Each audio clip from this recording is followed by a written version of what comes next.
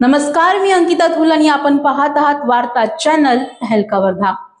दिनांक 27 ऑक्टोबर 2025 रोजी दुपारी 4 वाजताच्या सुमारास दहेगाव गोसावी ते जुनोना रोडवर श्रीमती चंदा केशव पाटील वय 48 या शेत पाहून परत येत असताना दोन अनोळखी इसम मोटरसायकलवरून आले आणि रस्ता विचारण्याच्या बहाण्याने त्यांच्या गड्यातील सुमारे 4 ग्राम वजनाची सोन्याची पोत किंमत 40,000 रुपये ओढून नेली।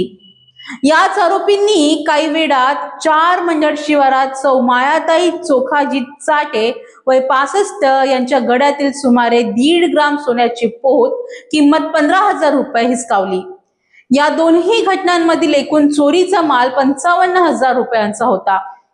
दहेगाव गोसावी पोलीस ठाण्यात गुन्हा दाखल करून तपास सुरू करण्यात आला। तपासादरम्यान पोलिसांनी आरोपी रुपेश विनोद राठोड वय 24 आणि मुकेश विनोद राठोड वय 26 दोघेही सख्खे भाऊ राहणार मसाडा तालुका सेलू जिल्हा वर्धा यांना अटक केली।